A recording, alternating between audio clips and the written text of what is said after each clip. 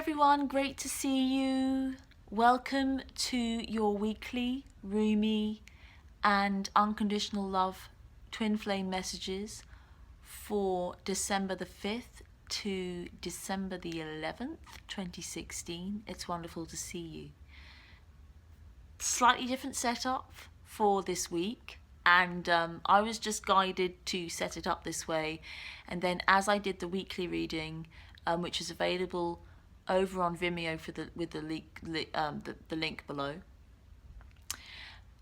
the card that sought to be illuminated by this setup and this candle is this Four of Wands, which is the card of togetherness, balance, union, 1111, marriage, love in action, in a practical way. The whole reading is about that and helping us to understand how, because the outcome card, which was in the monthly December reading,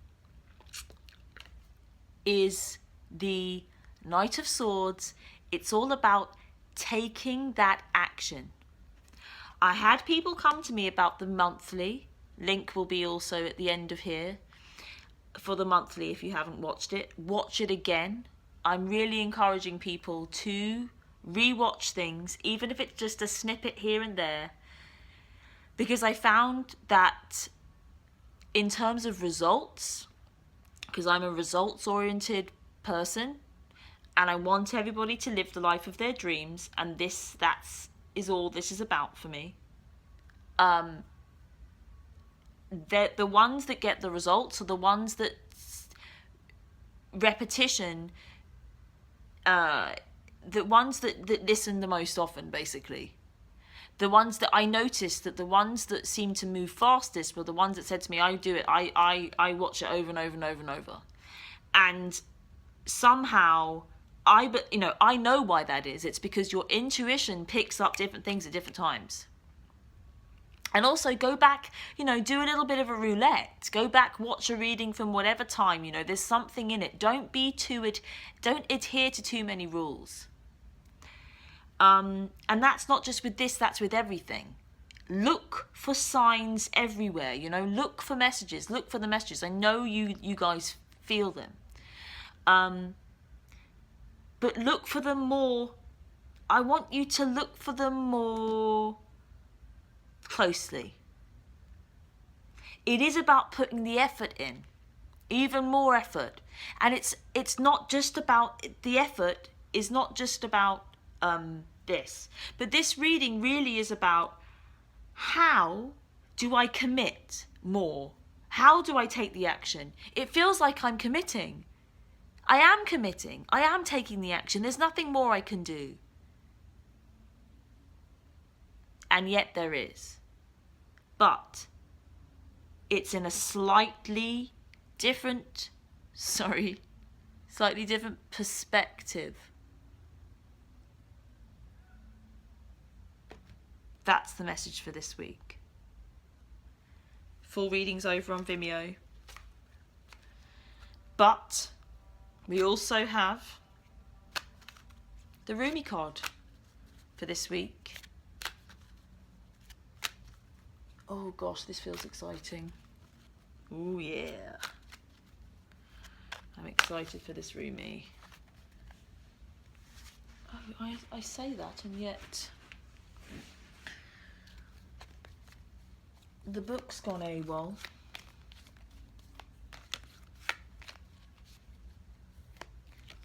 Bit of a shuffle. And then, right, let's go. Oh, this one's saying hello. I do like this one. So, number 28, enter the garden of delights. talking about living the life of your dreams. Enter the garden.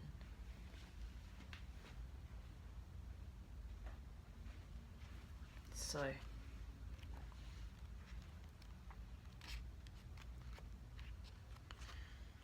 a little bit more mystical, more magical this week. I know it's a bit darker, but I just feel like it's pertinent that this is lit. That's what happened. Oh, kind of accidentally opened it at the same page, the right page. So again, take this time for yourself. This is your time to let the words wash through and take a deep breath. Breathe down deep into the base of your spine and out again. Maybe a few times.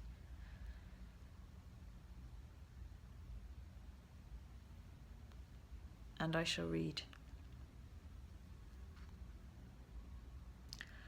Are you aware that sweetness is found everywhere in town? Are you aware that winter is gone and spring has come around? Are you aware that sweet basil and the carnation are whispering in the garden and laughing about how simply everything is found? Are you aware the nightingale has come back from its flight, singing out messages of love to spread delight with every sound? Everything in the garden is granted the right from the divine court to appear for our delight. Everything is here to make the earth green and alive as a haven for our life. What remains buried in the soil will always endeavour to reach out.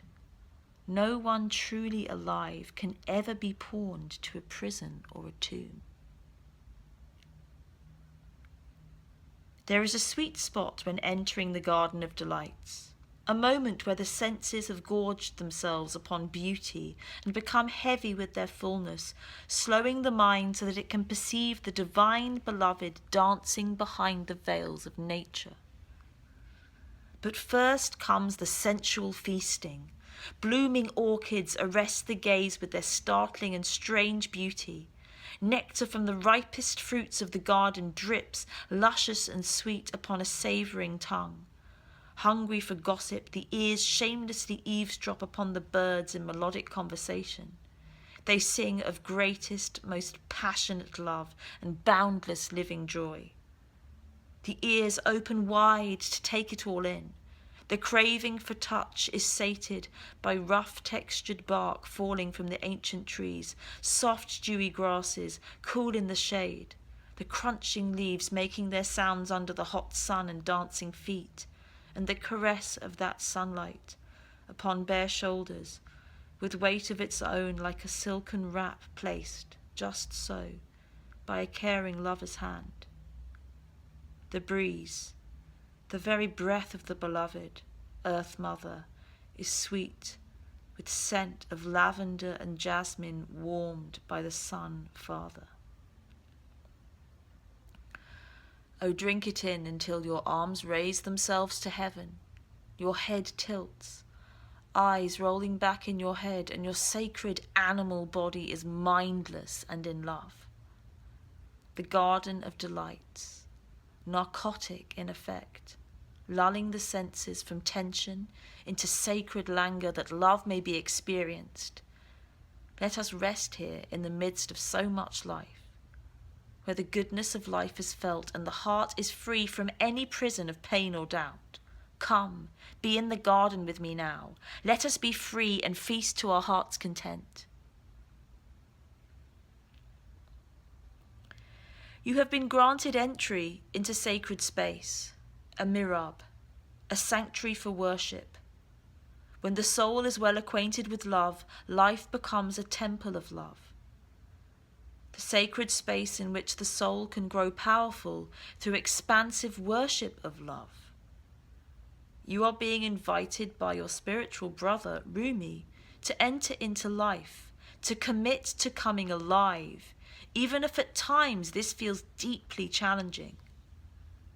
Sometimes a part of you may rather stay locked in an illusion of security for a time, perhaps expressed through the preference for what is known over what is unknown, what is familiar and comfortable compared to that which is unfamiliar or uncomfortable.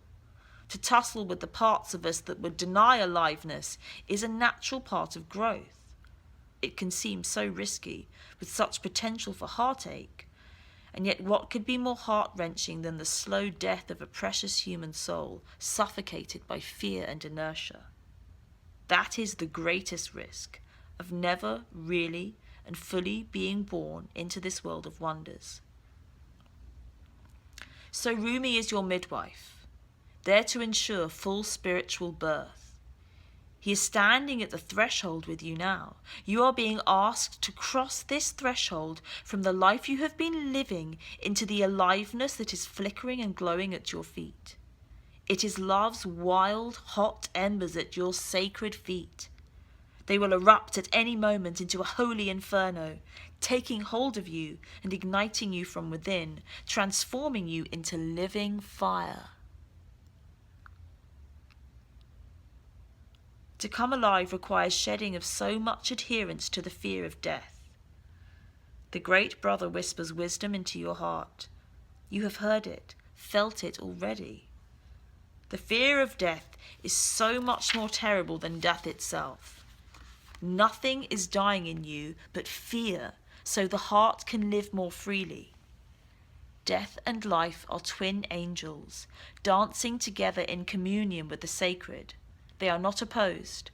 They bring the soul aliveness and make the garden of delights possible.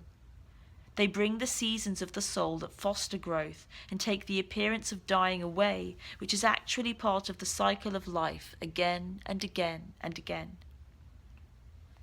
You have been through much death, dear one. Around you, within you. You have known this dark angel. That is why you are so full of life. Your attempts to stay as you have been, to render something in your life immobile or impervious to change, have failed. Let us celebrate. There is no delight in frozen moments long since past. Why try to feast upon such food? It will not nourish you anywhere near as deeply and fully as fresh from the oven morsels of life. Come, let us taste all that is on offer. We'll drink headily and sate our deepest thirst. Let us enjoy the richness of the meal in gratitude for its preparation, and awe at the skill involved in such masterful creation. Do not let the memory of death starve you of your participation in life.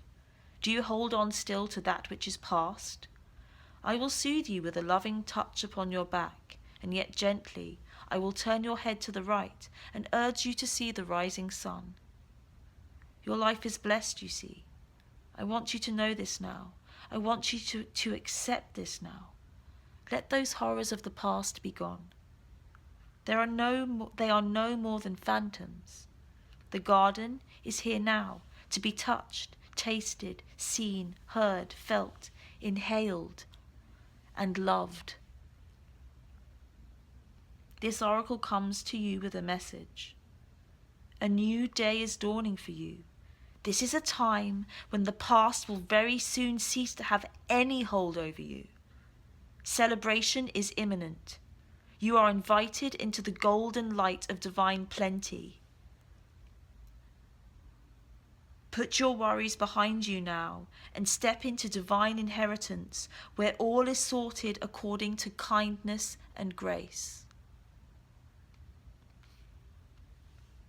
Close your eyes. I accept the gift of golden grace and healing now, to leave behind all prisons and tombs, conscious and unconscious, of heart and of mind. I open up to life and assistance through unconditional love, in being present to the miraculous beauty that seeks to live through me, as me, and in benefit to all humanity now. I know myself to be worthy of this grace, to be this grace. So be it.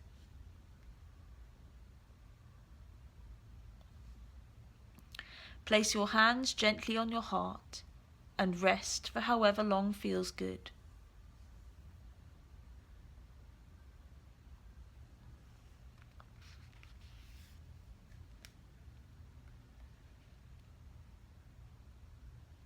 And so this really is about illuminating and realizing fully what we have now, to understand how we are choosing always.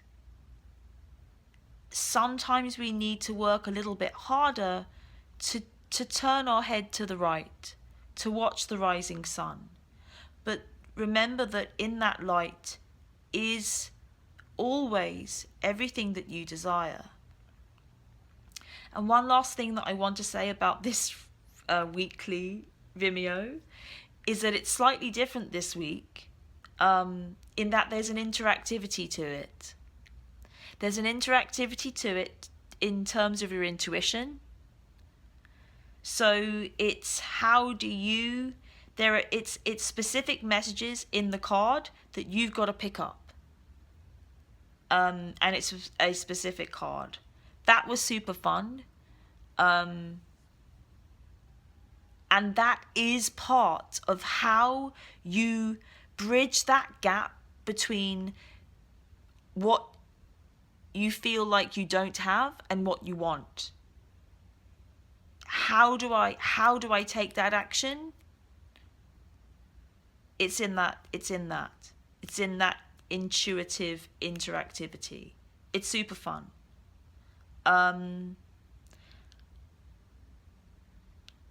That's that. See you over on Vimeo. Love you loads. If not, hope you enjoyed the Rumi. And the messages here. Again, that Knight of Swords in the monthly. How do we take that action? How do we take the action when it feels like we've taken all the action we can take? Have an incredible week, and thank you for being you. Thank you for fighting and being a knight of love. See you soon.